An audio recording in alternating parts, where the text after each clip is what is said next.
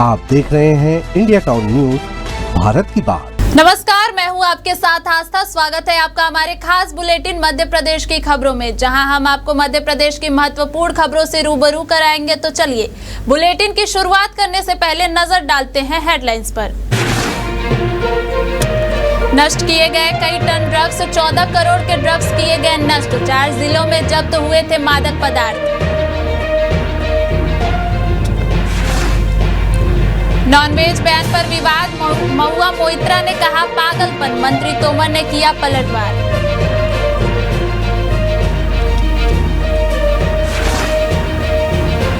नया गांव में सेवा पखवाड़ा, वन विभाग ने चलाया अभियान, पौधारोपण कर सफाई किया गया।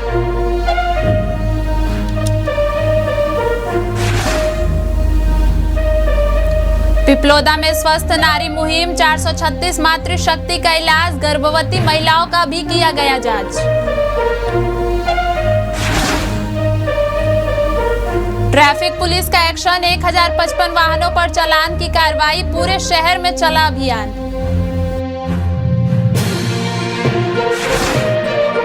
रतलाम जिले के पिपलौदा प्राथमिक स्वास्थ्य केंद्र में स्वस्थ नारी सशक्त परिवार अभियान के तहत स्वास्थ्य शिविर का आयोजन किया गया। शिविर में 400 महिलाओं और बालिकाओं सहित 436 मातृशक्ति का स्वास्थ्य परीक्षण किया गया। 105 गर्भवती महिलाओं की भी जांच की गई है। उज्जैन संभाग के डिप्टी डायरेक्टर संजीव कुमरावत ने बताया कि करीब 400 महिलाओं और बालिकाओं का शिविर में स्वास्थ्य परीक्षण किया गया। नेत्र रोग, ब्लड शुगर, बीपी, स्तन कैंसर, टीबी की भी जांच की गई है और फिजियोथेरेपी भी दी गई। सभी को एचआईवी के प्रति जागरूक किया गया। वहीं 105 गर्भवती महिलाओं की जाँच की गई। इसके अलावा बच्चों का भी परीक्षण किया गया। पीएमओ डॉक्टर पवन पाटीदार ने बताया कि 34 महिलाओं और बच्चों को मेडिकल कॉलेज रेफर किया गया है। कैंप यशस्वी प्रधानमंत्री माननीय नरेंद्र जी मोदी ने 17 सितंबर से 2 अक्टूबर तक तो स्वस्थ नारी और सशक्त परिवार अभियान का शुभारंभ किया था। उसी के तहत रतलाम जिले के पिपलोदा में आज स्वस्थ नारी सशक्त परिवार अभियान का कैंप लगा हुआ है। जैसा कि हम सब लोग जानते हैं कि नारी हमारे परिवार की धुरी रहती है, इसी तरह से समाज की और राष्ट्र की धुरी रहती है। तो माननीय प्रधानमंत्री जी का ये विजन है कि अगर हम नारी को स्वस्थ करेंगे तो परिवार और इस तरह से राष्ट्र स्वस्थ रहेगा। तो इसी विजन को ध्यान में रखते हुए हमारे जो भी पिपलोदा के जितनी भी महिलाएं हैं उनकी हम लोग खून की कमी की जांच यहाँ पे करते हैं, क्योंकि महिलाओं में खून की कमी बहुत ज़्यादा पाई जाती है। तो खून की कमी की हम लोग जांच करते हैं। फिर महिलाओं में बीपी की जांच, शुगर की जांच, स्तन कैंसर की जांच, बच्चेदानी सर्वाइकल कैंसर की जांच, मुख कैंसर की जांच यहाँ पे की जा रही है। टीबी की जांच यहाँ पे हम लोग कर रहे हैं। तो जो 8 या 9 ऐसी सेवाएं हैं जिससे घर की महिलाएं, हमारे परिवार की महिलाएं बोल नहीं पाती, कह नहीं पाती, तो ये एक सुंदर अवसर और हमारे लिए भी सौभाग्य है कि वो यहाँ पे आएँ और अपना स्क्रीनिंग करवाएं। झांसी एसएसपी वीवी जीटीएस मूर्ति के निर्देशन में यातायात और जनपदीय पुलिस ने संयुक्त रूप से विशेष अभियान चलाया। इस दौरान 1055 वाहनों का चालान किया गया है। अभियान में काली फिल्म, अवैध लाल और नीली बत्ती, हुटर, प्रेशर हॉर्न, बिना नंबर प्लेट, अवैध नंबर प्लेट, शासकीय पदनाम और जाति सूचक शब्दों वाले वाहन तथा स्टंट करने वाले चालकों पर कार्रवाई की गई है। यातायात पुलिस ने शहर भर में जगह जगह चेकिंग कर नियम तोड़ने वालों पर शिकंजा कसते हुए कुल 1055 वाहनों का चालान किया। झांसी से अमित राजपूत की खास खबर। वरिष्ठ पुलिस अधीक्षक जनपद झांसी महोदय के निर्देशन में आज यातायात पुलिस और जनपदीय पुलिस के द्वारा एक विशेष अभियान चलाया गया, जिसमें कुल 1055 चालान किए गए, जिसमें without helmet, 2 school number plate, काली फिल्म और शासकीय तथा जाति सूचक शब्द, स्टैंड बाज और 5 वाहन सीज किए गए। काली फिल्म के 18 चालान किए गए। शासकीय तथा जाति सूचक शब्द 24 चालान किए गए। सर्प पितृमोक्ष अमावस्या के दिन गहरे पानी में डूबे खंडवा जिले के बरूड़ गांव निवासी युवक विवेक पटेल का शव 5 दिन बाद 55 किलोमीटर दूर मंडलेश्वर में बरामद हुआ। 5 दिन तक विवेक की तलाश में नाकाम रहे प्रशासन पर पिता अरुण पटेल ने घटनास्थल से वीडियो बनाकर जमकर गुस्सा जाहिर किया था। थाना क्षेत्र में उस समय हड़कंप मच गया जब कसरावत मंडलेश्वर पुल के नीचे नर्मदा नदी में डिस्पोज्ड शव मिला। मंडलेश्वर पुलिस मौके पर पहुंची और शव को कब्जे में लेकर सामुदायिक स्वास्थ्य केंद्र मंडलेश्वर भिजवाया। मृतक की पहचान विवेक पिता अरुण पटेल खंडवा के रूप में हुई, जो ओमकारेश्वर नदी में नहाने के दौरान डूब गया था। उसकी लाश बहते हुई यहां आ पहुंची। फिलहाल मंडलेश्वर थाना पुलिस ने मामला दर्ज कर जांच शुरू कर दी है।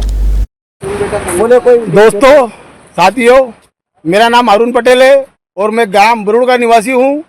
आज अमावस्या के दिन मेरा 18 साल का जवान लड़का जो नर्मदा नदी में डूब गया और आज मेरे बच्चे को डूबे हुए पूरे 5 दिन हो चुके हैं। लेकिन सर्व पितृमोक्ष अमावस्या के दिन गहरे पानी में डूबे खंडवा जिले के बरुड़ गांव निवासी युवक विवेक पटेल का शव 5 दिन बाद 55 किलोमीटर दूर मंडलेश्वर में बरामद हुआ है। 5 दिन तक विवेक की तलाश में नाकाम रहे प्रशासन पर पिता अरुण पटेल ने घटनास्थल से वीडियो बनाकर जमकर गुस्सा जाहिर किया था।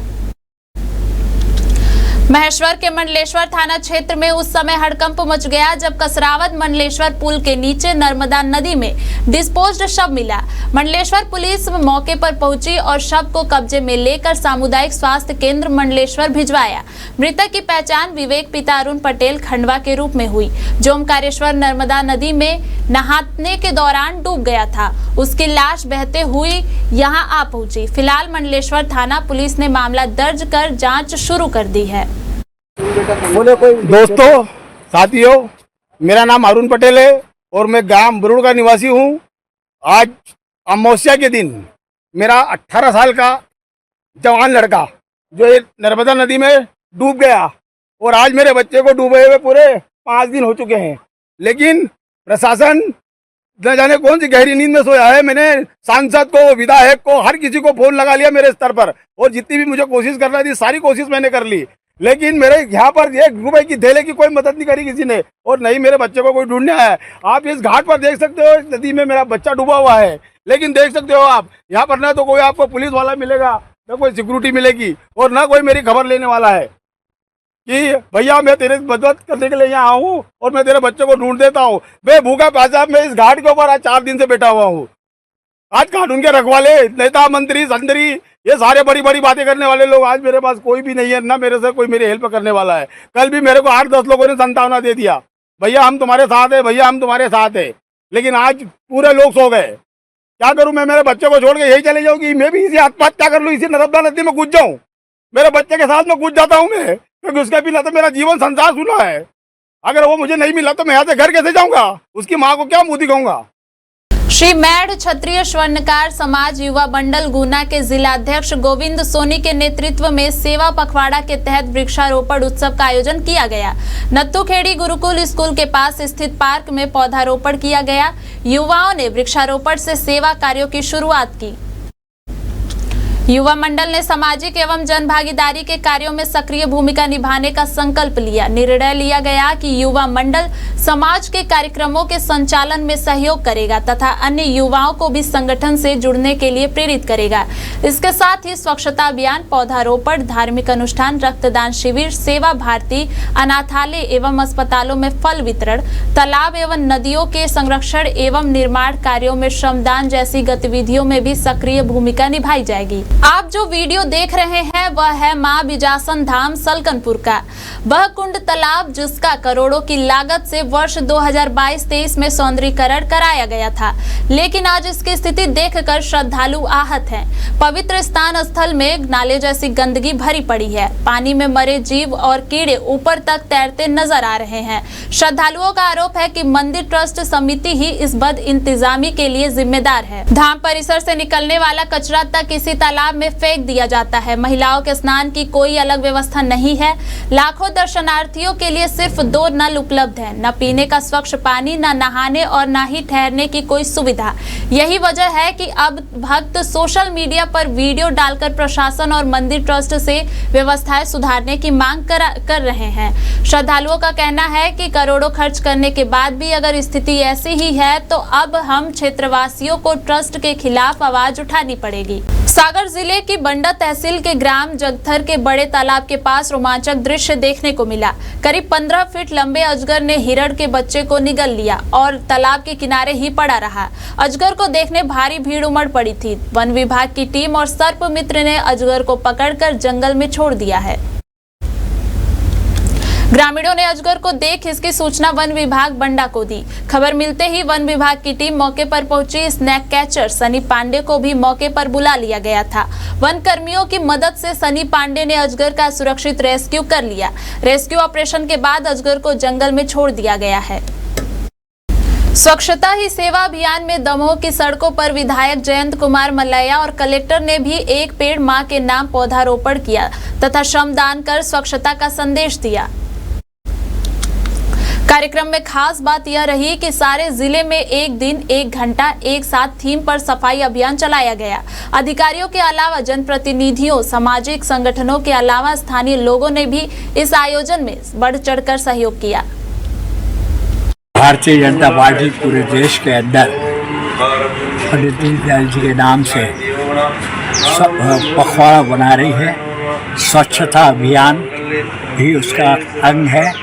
सबसे पहले हमने एक पेड़ अपनी माँ के नाम से प्रारंभ किया और एक पौधारोपण करके आए हैं और यहाँ पर धर्मपुरा वार्ड में आके यहाँ के पार्षद माननीय यशपाल जी के साथ पूरे आदिवासी वार्ड में घूमकर जो इनकी समस्याएं हैं उनका निराकरण करने की बात की है कि यहाँ पर नाली बनना है, सड़क बनना है। मैंने अधिकारियों से भी बात की और इस बात को मैं सुनिश्चित कर रहा हूँ कि अति शीघ्र कार्य प्रारंभ हो सके।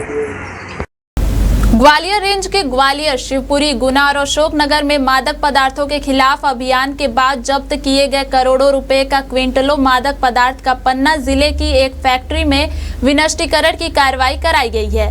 इस कार्रवाई को डीआईजी ग्वालियर रेंज, 2 एसपी और एक वैज्ञानिक अधिकारी की उपस्थिति में अंजाम दिया गया है। दरअसल ग्वालियर रेंज के ग्वालियर, शिवपुरी, गुना और अशोकनगर जिलों में लगातार चलाए जा रहे अवैध मादक पदार्थों के खिलाफ अभियान में चारों जिलों में तस्करों से करीब 144 प्रकरणों में 26 क्विंटल अवैध मादक पदार्थ पुलिस ने जब्त किए थे। इनमें सबसे अधिक गांजा, स्मैक, अफीम और डोडा चूरा शामिल थे। इनकी कीमत लगभग 14 करोड़ रुपए से अधिक आकी गई थी। ग्वालियर रेंज के डीआईजी अमित सांघी की उपस्थिति में यह विनष्टीकरण की कार्रवाई पन्ना जिले की एक सीमेंट फैक्ट्री में की गई है, जिसमें पुलिस अधीक्षक अमन सिंह राठौर और संजीव कुमार मिश्रा तथा वैज्ञानिक अधिकारी सीमा सोनी शामिल थे। इस साल 2025 में ग्वालियर रेंज के चारों जिलों से जब्त मादक पदार्थों को नष्ट करने की यह तीसरी बड़ी कार्रवाई है। ये प्रत्येक जोन और रेंज में मादक पदार्थों के विनिष्टीकरण हेतु एक समिति बनाई जाती है, जिसमें रेंज के डीआईजी अध्यक्ष रहते हैं और 2 पुलिस अधीक्षक उसके सदस्य रहते हैं। और एनडीपीएस एक्ट के अंतर्गत और अन्य सर्कुलर के में ये प्रावधान है कि मादक पदार्थों का समय समय पर विनिष्टीकरण किया जाए।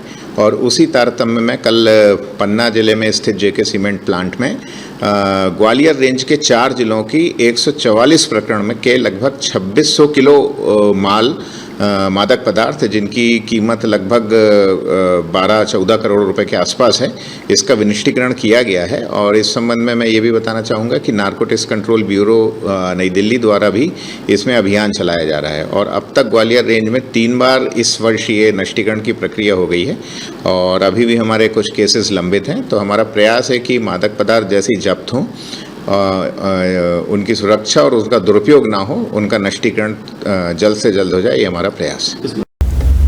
तृणमूल कांग्रेस की सांसद महुआ मोइत्रा द्वारा भोपाल में नवरात्रि के दौरान मांस बिक्री पर रोक के आदेश को लेकर किए गए एक्स पर पोस्ट पर मोहन सरकार में मंत्री ने करारा जवाब दिया है। ऊर्जा मंत्री प्रद्युम्न सिंह तोमर का कहना है कि यह महुआ मोइत्रा का मानसिक दिवालियापन है। मंत्री तोमर ने कहा, शक्ति की आराधना का पर्व चल रहा है, हम लोग मां की आराधना करते हैं। महुआ मोइत्रा भोपाल में जारी आदेश पर सवाल उठा रही हैं, जो उनके मानसिक दिवालियापन को दर्शा रहा है। आपको बता दें कि सांसद महुआ मोइत्रा ने राजधानी भोपाल में मांस मछली की दुकान बंद करने के आदेश पर सवाल उठाए हैं। महुआ ने सोशल मीडिया पर लिखा है कि कुछ लोग साल के बाकी दिनों में अपने पापों का प्रायश्चित करने के लिए कुछ समय के लिए शाकाहारी बनने का फैसला करते हैं। मध्य प्रदेश का यही पागलपन है जो आपको भाजपा को वोट देने पर मिलता है। ये उनका मानसिक दिवालियापन है। क्या है? हमने कहा है कि पाखंड किया जाता है, साल भर पाप करते हैं। निश्चित रूप से देवी शक्ति की आराधना, मैंने कहा कि उनका ये दिमागी दिवालियापन है। हम लोग माँ के आराधना करते हैं और साथ प्रार्थना करते हैं कि हमको ताकत संबल दे कि हम अपने दायित्वों का निर्वहन ईमानदारी से कर सके, इस राष्ट्र निर्माण में सहयोग दें। सरकार ने आस्था को देखते हुए कुछ दिनों के लिए दुकान बंद कराई, इन्हें बुरा कर। मैं पहले ही कह चुका, आपको स्पष्ट कर चुका हूँ, इनका दिमागी दिवालियापन है, बस और कुछ नहीं। झांसी के मौरानीपुर के वेदिका भवन में बागेश्वर धाम सुंदरकांड एवं शिष्य मंडल की बैठक हुई। बैठक की अध्यक्षता हरिओम साहू ने की। बैठक की शुरुआत हनुमान चालीसा और सुंदरकांड के पाठ से हुई। बैठक में 7 नवंबर से 16 नवंबर तक दिल्ली से वृंदावन तक होने वाली पदयात्रा को लेकर तैयारियों की चर्चा की गई। यात्रा में शामिल होने वाले शिष्यों का पंजीयन और आई कार्ड जारी करने की बात कही गई। साथ ही संगठन को मजबूत बनाने के लिए गांव-गांव में सुंदरकांड मंडल के गठन के निर्देश भी दिए गए। बैठक में बड़ी संख्या में शिष्य और श्रद्धालु मौजूद रहे। झांसी से अमित राजपूत की खास रिपोर्ट। झांसी के मोट तहसील क्षेत्र में शराब ठेके को लेकर हंगामा खड़ा हो गया है। दलित बस्ती की महिलाएं शराबियों की हरकतों से परेशान होकर तहसील पहुंची और एसडीएम से ठेका हटवाने की मांग की है। झांसी जिले की मोट तहसील के कुम्हार गांव की दलित बस्ती में खुले शराब के ठेके ने ग्रामीणों की मुश्किलें बढ़ा दी हैं। गांव की महिलाओं का आरोप है कि ठेके में आने वाले शराबी गाली गलौज करते हैं और हंगामा करते हैं, जिससे गांव का माहौल खराब हो रहा है। महिलाओं ने बताया कि ठेके के पास बने स्कूल में पढ़ने वाले बच्चों पर भी इसका बुरा असर पड़ रहा है। परेशान महिलाएं तहसील पहुंची और एसडीएम को ज्ञापन सौंपकर ठेका हटाने की मांग की है। झांसी से अमित राजपूत की खबर। समस्या जी है सर जी की ठेका हमारे घर के सामने है और हमारे बच्चे पढ़ते लिखते हैं, उनको दिक्कत हो रही पढ़ने में। घर के लोग दारू पीते हैं और गांव वाले पीते हैं और दरवाजे पे झगड़ा करते, गंदी बच्चा जैसे जो भी आता वैसे बोलते। काय का ठेका है? दारू का। कब से है ये ठेका? 2-3 साल लगभग हो गए।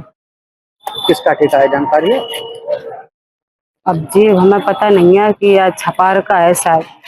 किससे शिकायत की आज आप लोगों ने?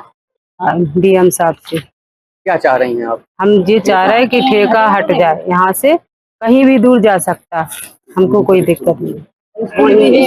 स्कूल भी पास में है, ठेका के पास में स्कूल भी है। हम भी समस्या लेके आए कि ठेका है बगल में पास में और दारू पीते हैं और लड़ते हैं, मारपीट करते हैं, बच्चे स्कूल जाते हैं तो छेड़ते हैं बच्चे लोग को। कौन ठीक है? बिल्कुल है, छपार को है साहब ठीक है। शिकायत क्या किससे शिकायत की आपने? शिकायत डीएम साहब से की है। क्या चाह रही हैं आप? जिस चाह रहे हैं कि हमारे मोहल्ले से ठेका हट जाएगा। झांसी के नया गांव में सेवा पखवाड़े के अवसर पर विशेष कार्यक्रम आयोजित किया गया। पौधारोपण और स्वच्छता अभियान के जरिए लोगों को पर्यावरण संरक्षण और स्वच्छता का संदेश दिया गया।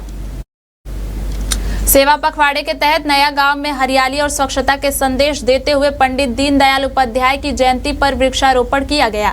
कार्यक्रम की अध्यक्षता क्षेत्रीय वन अधिकारी कृष्णपाल द्विवेदी मौरानीपुर ने की। मुख्य अतिथि ग्राम प्रधान नया गांव साधु अहिरवार व धायापुरा प्रधान मुकेश अहिरवार मौजूद थे। इस मौके पर बड़ी संख्या में पौधे लगाए गए और परिसर में स्वच्छता अभियान चलाकर लोगों को पर्यावरण और साफ सफाई का महत्व समझाया गया। झांसी से अमित राजपूत की खबर। रतलाम के गरबा पंडालों में गैर हिंदुओं के प्रवेश पर रोक लगा दी गई है। शहर के गरबा पंडालों में गैर हिंदुओं के प्रवेश पर रोक के बैनर लगा दिए गए हैं। शहर काजी अहमद अली ने भी पत्र जारी कर मुस्लिम लोगों से कहा है कि अपने बच्चों को गरबा आयोजनों में जाने से रोकें। यह दीनी लिहाज से भी कतई दुरुस्त नहीं है। रतलाम के Kalika Mata Mandir, station road, Gujarati school, Jawahar Nagar, Mahalwada, Laxmi Nagar, Hakimwada, Malkuan, Ram Mandir garba पंडालों में प्रवेश द्वार पर बैनर लगा दिए गए हैं। बैनर पर साफ लिखा है कि गरबा प्रांगण में गैर हिंदुओं का आना सख्त मना है। मूर्ति पूजा को न मानने वाले मूर्ति पूजा से दूर रहें। वहीं शहर काजी अहमद अली का भी समाज के नाम अपील वाला पत्र सामने आया है।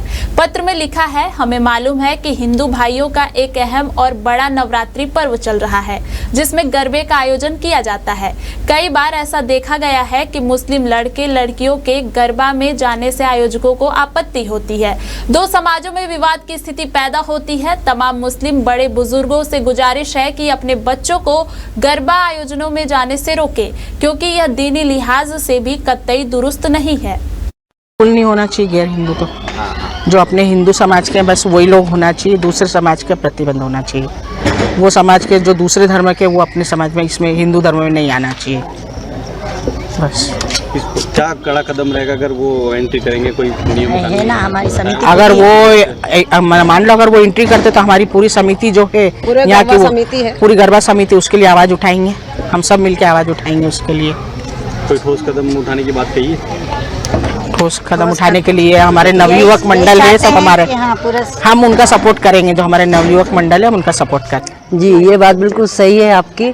गैर हिंदू का पंडाल में आना गलत है, क्योंकि इससे माहौल भी बिगड़ता है। सख्त मनाही करनी चाहिए, इस पर रोक लगाई जानी चाहिए, तो इससे हमारा माहौल नहीं बिगड़े और हमारे पंडालों की बदनामी ना हो। हाँ, और इससे माहौल नहीं बिगड़े।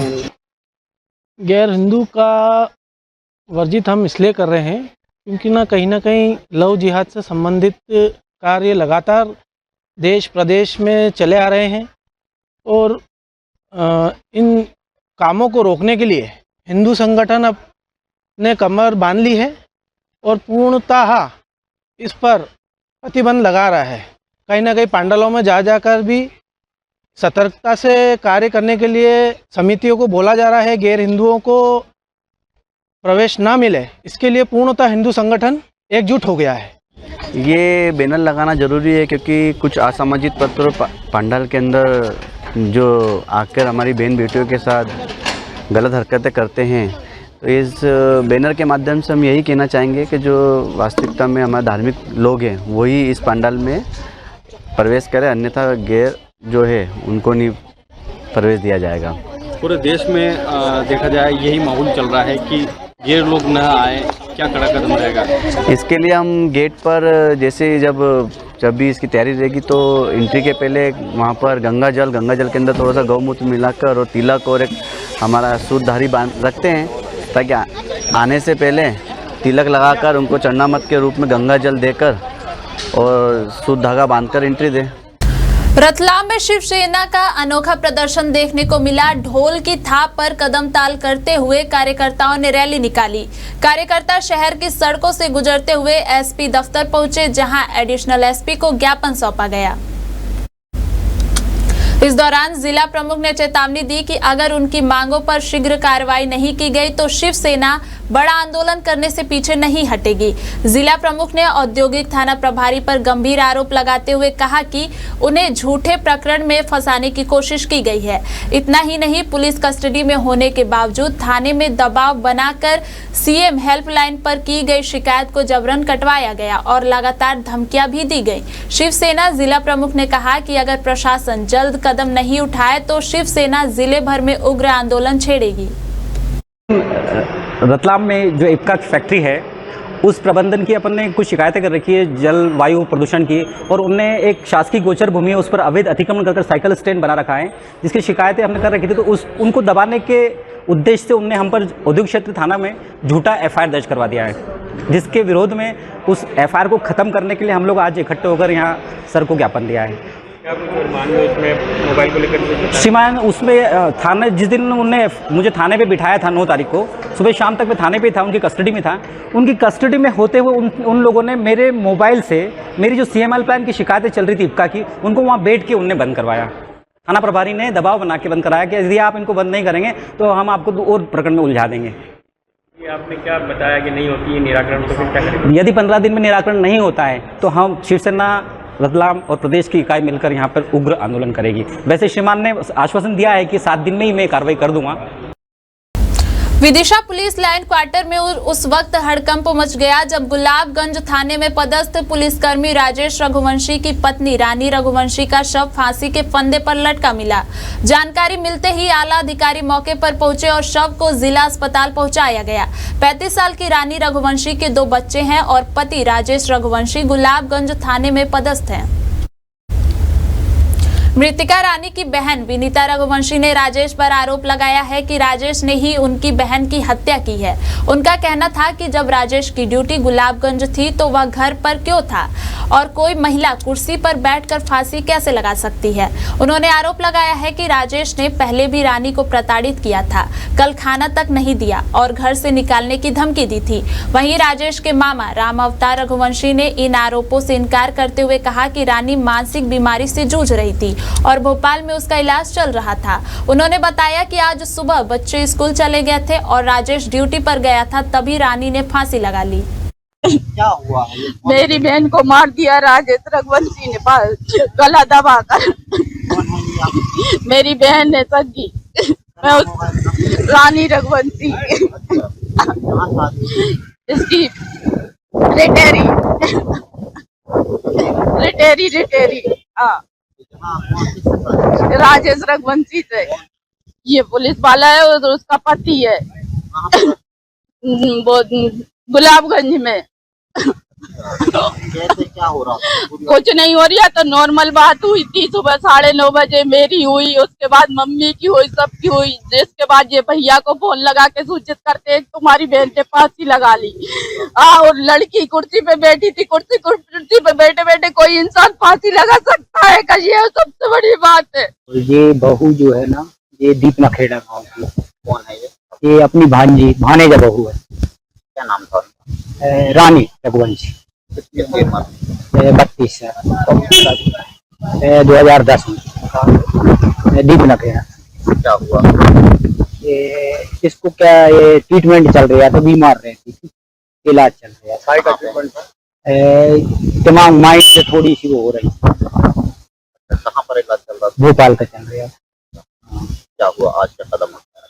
आज ये क्या है, वो भांजे चला गया ड्यूटी गुलाबगंज और बच्चे दोनों स्कूल चले गए थे। फिर पता नहीं है, उसने फांसी लगा ली जो भी है।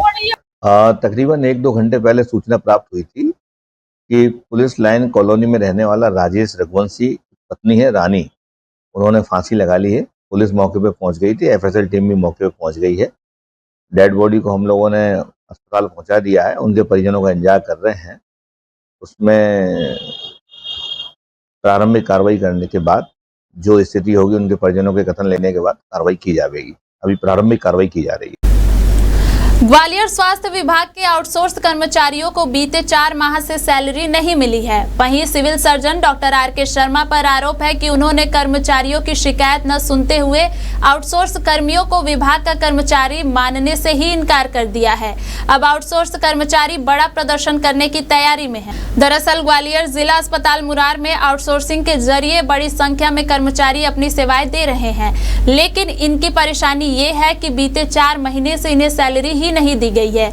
आरोप है कि जब इनके द्वारा अपनी शिकायत civil surgeon doctor RK Sharma से की गई तो उन्होंने सभी कर्मचारियों को अपना कर्मचारी मानने से ही इनकार कर दिया, साथ ही अभद्र व्यवहार भी किया। ऐसे में अब आउटसोर्स कर्मचारियों ने प्रदर्शन करने का मन बना लिया है। वहीं इस मामले में civil surgeon doctor RK Sharma का कहना है कि जिसे कोई भी शिकायत करनी है वह आवक जावक शाखा में कर सकता है। हमारे यहाँ आउटसोर्सिंग अलग अलग कंपनियां काम कर रही हैं, मुझसे मिलने के लिए कोई भी आउटसोर्स कर्मचारी नहीं आया। तनख्वाह समय पर यदि नहीं मिल रही है तो हम इसकी जानकारी लेंगे। हम लिखित शिकायत मिलने पर कार्रवाई भी करेंगे। जी सर, गए थे वो, हमसे वहाँ पहुँचे थे तो उन्होंने बोला बैठ जा। फिर उन्होंने एक डॉक्टर को बुलाया, वो आए, वो बोलते हैं इनका क्या करना है। वो बोलते हम नहीं जानते किसी को, जिसको छोड़ना है वो छोड़ के चला जाए। तो फिर ऐसी बातचीत चलती गई, आश्वासन देते रहे। फिर आखिरी सिविल सर्जन बोलते हैं कि आप हमारे घर से चार्ज ही नहीं है, हम आपको कोई सैलरी नहीं दे सकते हैं, जो भी आपका है वो अपने वहाँ जाके बात करिए, नहीं तो हम आपको कोई सैलरी नहीं देंगे। कितने समय से काम कर रहे हैं आप? हम यहाँ पे 2-3 महीने हो गए हैं सर हमको, और कोई भी वेतन नहीं मिला अभी तक, 1 रुपये भी। तो यही बोलते रहते 2 दिन 4 दिन 6 दिन 7 दिन, ऐसे करके किसका काम चलेगा सर? आपको वेतन नहीं मिलेगा तो ऐसे दिवाली आपकी कैसे परिवार के साथ मनाएंगे? अब सर वो तो ऊपर वालों का ही है, जो लोग खाते कर लेंगे अपना ही काम पूरा, तभी तो होगा कुछ। 7,000 सर नहीं चल पाता सर, उधार लेने पड़ते हैं, इधर लोन ले रहे, लोन चल रहे हैं सर, क्या करें, मजबूरी है। मैं तो विकलांग हूँ सर। हाँ विकलांग सर, सबसे लेटर दे दिए सबके लिए, साथ में कुछ काम वो नहीं दे रहा, एक्शन नहीं उठा रहा था। तो फिर अब ऐसा सैलरी कितनी आती है उसमें आती है 14,600, देते हैं 73 भैया 7,000। तो ऐसा क्यों किया जा रहा है कि आप लोग आधी सैलरी दी जा रही है? क्या करें सर, मजबूरी है, अब क्या करें, वो मानते नहीं है तो इतनी लेते हैं। भैया 7,000 में कहाँ तक आपका? सर कुछ नहीं हो पा रहा, मंडे से हम हड़ताल करेंगे और हमारा पालन पोषण हो नहीं पा रहा, क्या फायदा सर नौकरी करने से। सैलरी की समस्या आ रही सर, 3 महीने हो गए, सबसे कोई सैलरी नहीं मिली है सर। तो आपने तो बड़ी अधिकारी से शिकायत की?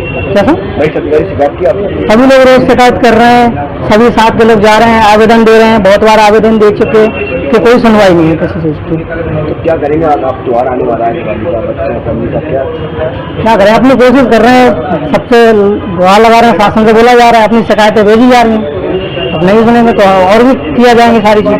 नहीं, ये तो सब हम क्यों आदेश करेंगे, आवक है जिसको देना हो दे दो, हमने ऐसा कहीं कुछ नहीं किया। दूसरा कि अब ये कौन से आउटसोर्स कर्मचारी हैं, हमारे 3-4 है, मतलब हाउस कीपिंग अलग है, MTS अलग है, उनको जैसा भी है यहाँ आवक है, आवक में जमा करें, चलेगा जो भी कहना है। अभी तो मेरे से भी कोई मिला भी नहीं है। तो बयान दिए अपने को कि हमारी सुनवाई नहीं कर रहे हैं, इसलिए काय की तनख्वाह तो 2 महीने की थी, वो तो मिली गई है। अब सैलरी अभी सितंबर की आ रही होगी, है ना, और नहीं आई है तो मुझे लिख के दो, मैं उस पर देखता हूँ कि कौन सा, मतलब यहाँ क्या है 3-4 ठेकेदार हैं, तो उनमें से कौन से ठेकेदार की बात हो रही है, क्या है, मुझे लिख के दो, अपन कार्रवाई करेंगे। हमारे खास बुलेटिन मध्य प्रदेश की खबरों में फिलहाल इतना ही। देखते रहिए इंडिया टाउन न्यूज, भारत की बात। नमस्कार। आप देख रहे हैं इंडिया टाउन न्यूज, भारत की बात।